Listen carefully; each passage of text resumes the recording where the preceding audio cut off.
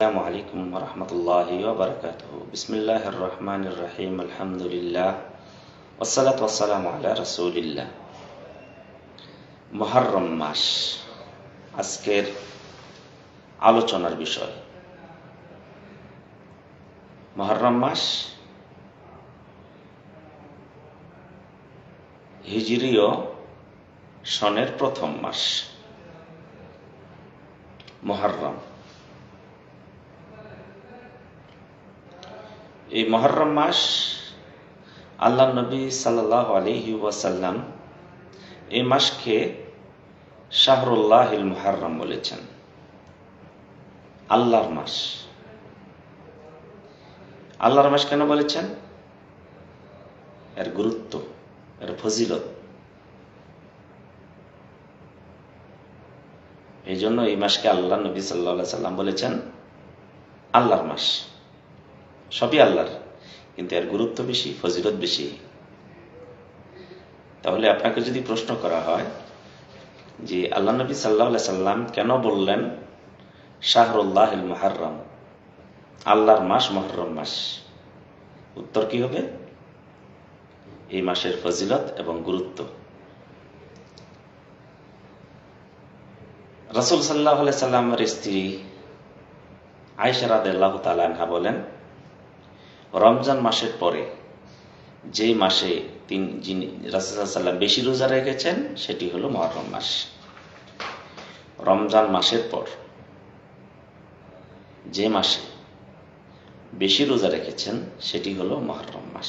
এত গুরুত্বপূর্ণ এই মাসটি। মুহররম আমরা কিভাবে চিনি? মুহররম মাসটাকে আমরা কিভাবে চিনি? আমরা ছোটকাল থেকে মুহররমের পরিচিত ছিল কারবালার সাথে।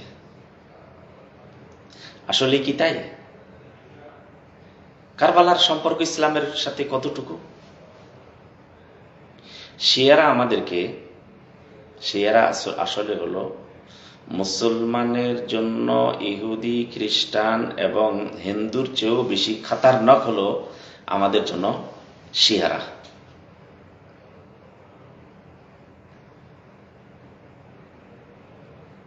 তো ওরা আমাদেরকে শিক্ষা দিয়েছিল মুহররম মাস কিভাবে আমরা উদযাপন করব, মুহররম মাস কিভাবে গুরুত্ব দেব, এটি আমরা জানতাম। কিন্তু রাসূল সাল্লাল্লাহু আলাইহি ওয়াসাল্লাম আমাদেরকে যেভাবে উদযাপন তিনি করেছেন, সাহাবাগণকে করতে শিখিয়েছেন, আমাদেরকে তিনি করতে বলেছেন, সেভাবে যদি মুহররমটাকে আমরা উদযাপন করি তাহলে আমরা এই মুহররমের মাসকে আমরা গুরুত্ব এবং ফজিলতকে আমরা আমল করলাম, ধরে রাখলাম। মুহররম মাস, এই মুহররমে এমন একটি দিন রয়েছে যেই দিনের নাম হলো আশুরা, 10তম দিন।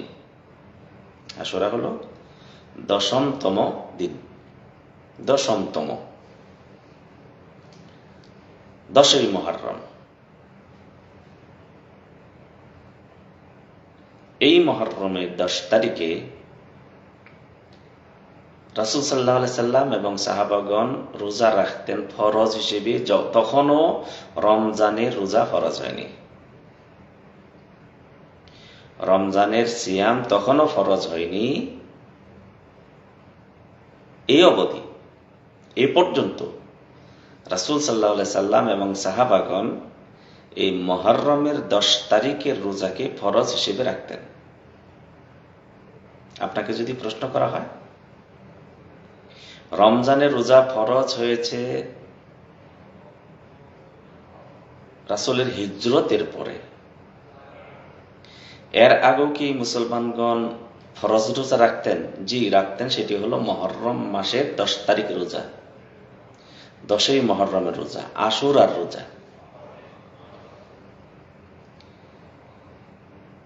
আর যখন মুহররম মাসের রোজা রাখতেন ফরজ হিসেবে, যখন রমজানের রোজা ফরজ হয়ে গেল তখন এই রোজাটি হয়ে গেল নফল স্বরূপ। তো রাখলে কি লাভ? রাসূলকে জিজ্ঞাসা করা হয়েছিল।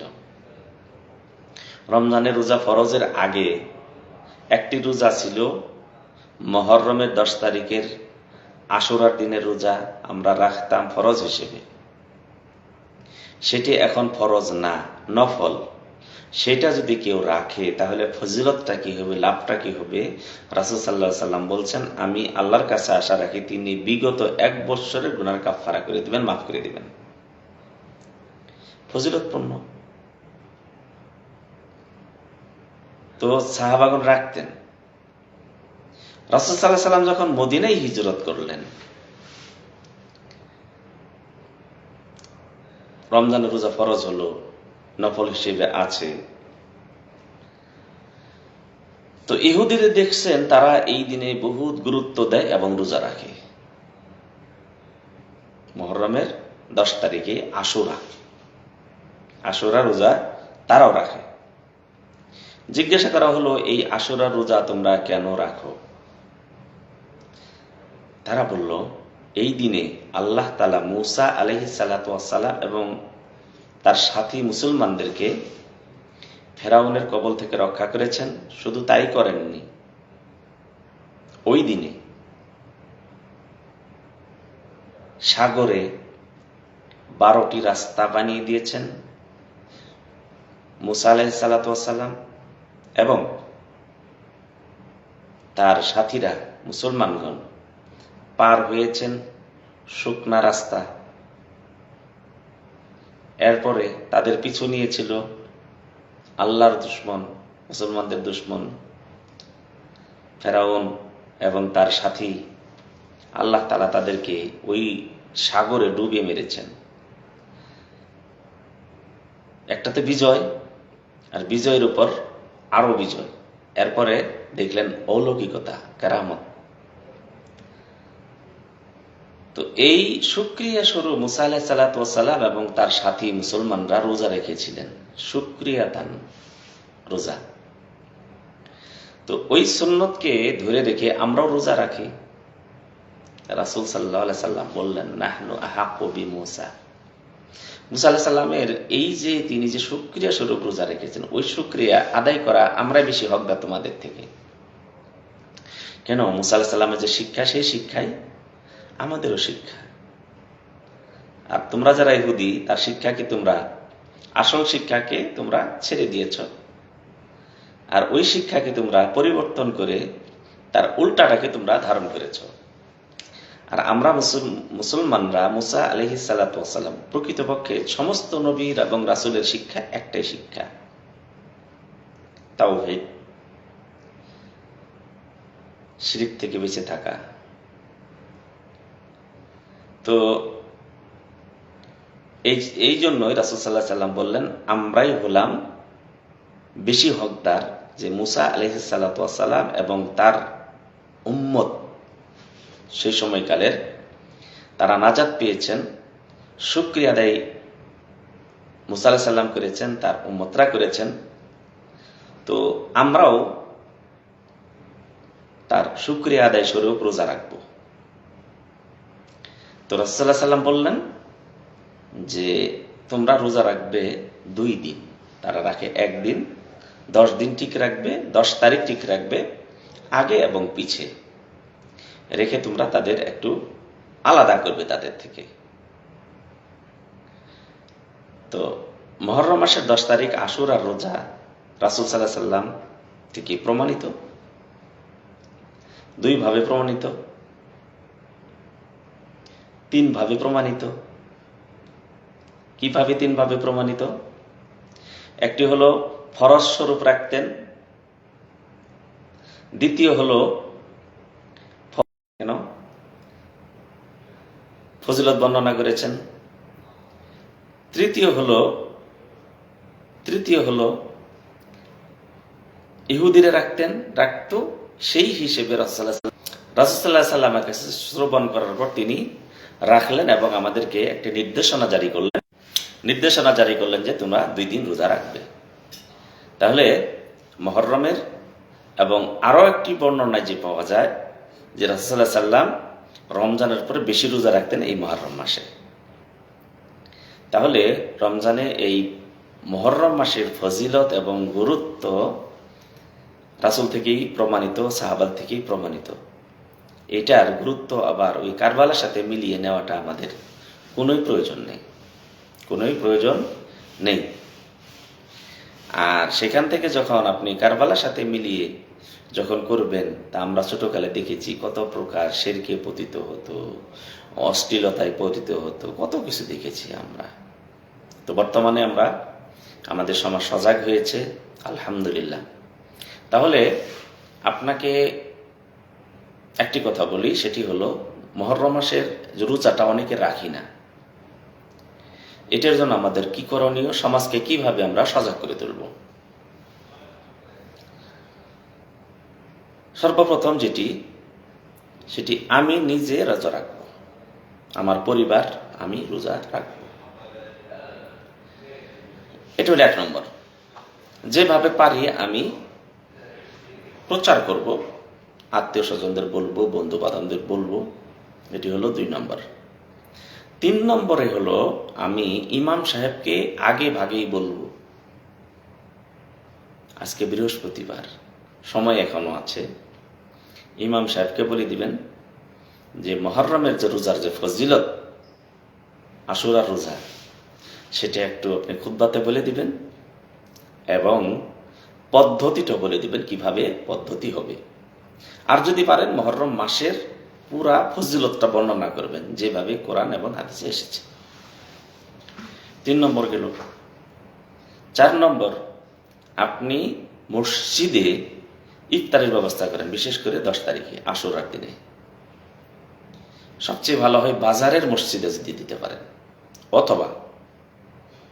অথবা রমজান মাসে যেভাবে আপনারা ইফতার বিলি করতেন পলিথিনে করে বাজারের রাস্তায়, এই আশুরার দিনে যদি ইফতার বিলি করেন, যে ইফতার কিসের ইফতার? মুহররমের 10 তারিখের ইফতার। সবচেয়ে ভালো হয় যদি একটি লিফলেট সে ইফতারের সাথে বিলি করতে পারেন, এই দিনে রোজার ফজিলত, এবং এই রোজাটি সর্বপ্রথম ফরজ হিসেবে ছিল, এরপর রাসূল রাখতেন, ফজিলত বর্ণনা করেছেন, এরপরে ইহুদিরা রাখতেন, সেইটাও যদি নিয়ে আসেন, অর্থাৎ রাসূল থেকে যে সম্পূর্ণ প্রমাণিত, সেটা যদি একটা লিফলেট স্বরূপ প্রমাণ সহকারে সেই ইফতারের সাথে বন্টন করতেন, কতই না ভালো হতো। আর অনেকেই ইফতার যখন দিবেন, কিসের ইফতার ভাই? রমজান মাস না, পাই মুহররমের ফজিলত কি? মৌখিক বলে দিলেন, অথবা লিফলেটটা যদি থাকে একটি কাগজে, A4 কাগজে অর্ধেক, কতই না আপনার চমৎকার আপনার এই দাওয়াতি প্রোগ্রামটা সুন্দরভাবে পরিচালিত হবে। এরপরে মসজিদে ইফতারের ব্যবস্থা করলেন, আপনার আত্মীয় স্বজন যারা আছে রমজানের মতো কিছু ইফতার তার বাড়িতে পাঠিয়ে দিলেন। কিসের? মুহররমের ইফতার, মুহররম মাসের আশুরার রোজা। অনেকেই আছে আমরা একটা অশ্লীল কাজকে আমরা বাধা দেই, অশ্লীলের বাধা না দিয়ে আপনি সুন্নতটা যদি সেখানে শুধু প্রচার করেন, তাতেই যথেষ্ট। যেমন মুহররমের রোজাটি, মুহররমের আমল যেগুলি রয়েছে, এগুলি যদি বর্ণনা করেন, তাহলে বর্তমান সমাজে যেগুলি মুহররম নিয়ে কুসংস্কার আছে, এমনিতেই চলে যাবে। তো এই জন্য আমরা এই মুহররমের গুরুত্ব এবং ফজিলত আমরা বর্ণনা করব। আবার অনেক সময় দেখবেন যে অনেকে আবার মুহররম মাসে প্রথম দিন অথবা 10 তারিখে ভালো কাপড়, ভালো জামা, অথবা ভালো খাবার ব্যবস্থা করে, যে এই দিনে ভালো খেলে সারা বছর ভালো হবে। এগুলি কোনো বিবেক সম্পন্নও না, কোরআন এবং হাদিস সম্পন্নও না। যারা এই হাদিসগুলি বর্ণনা করে থাকে এগুলি বানিয়ে হাদিস বর্ণনা করে, মাউজু হাদিস, যার কোনো ভিত্তি নেই। তো মুহররম মাসে আমরা উপনীত হয়েছি, যারা পারি প্রথম থেকে 10-11 তারিখ পর্যন্ত রোজা রাখতে পারি, অথবা যদি পারেন অধিকাংশ দিনগুলি রোজা রাখেন। এই মাসের তো ফজিলত আলাদা। তো মুহররমের যে আশুরা রোজাটি কিভাবে রাখবেন? উত্তম হলো, রাসূল সাল্লাল্লাহু আলাইহি ওয়াসাল্লাম বলছেন, আগামী বছর বেঁচে থাকলে আমি 10 তারিখের সাথে 9 তারিখের রোজাটাও রাখবো, তার আকাঙ্ক্ষা ছিল। তাহলে উত্তম সেটি 9 এবং 10 তারিখের রোজা রাখাটাই হলো সবচেয়ে উত্তম, সবচেয়ে উত্তম। যে রাসূল সাল্লাল্লাহু আলাইহি ওয়াসাল্লাম যখন বলেছেন যে তাদের বিরোধিতা করব, তার মানে কি একটা রাখলেই চলবে তার সাথে, তাহলে 10 এবং 11 রাখতে পারেন। 10 এবং 11 উত্তম, 9, 10, তারপরে 10, 11। আরেকটি হলো 9, 10, 11 3 তারিখ 3টা রাখলেন। আর কেউ যদি নাই পারে শুধু 10 তারিখেও রাখতে পারবেন, শুধু 10 তারিখেও রাখতে পারবেন। ফজিলতটা কি? যদি আমরা আশুরার রোজা রাখি, ফজিলতটা কি? রাসূল সাল্লাল্লাহু আলাইহি ওয়াসাল্লাম বলছেন, আল্লাহর কাছে আশা রাখি আল্লাহ তাআলা এর মাধ্যমে বিগত 1 বৎসরের গুনাহ মাফ করে দিবেন। অবশ্যই রোজাটা রাখবো, প্রচার করব। রোজা রাখার ক্ষেত্রে মানুষ কিভাবে জানতে পারে সেই মাধ্যমগুলি আমরা অবলম্বন করব। ইমাম সাহেবকে আমরা উৎসাহিত করব, তিনি যেন সমাজকে উৎসাহিত করেন।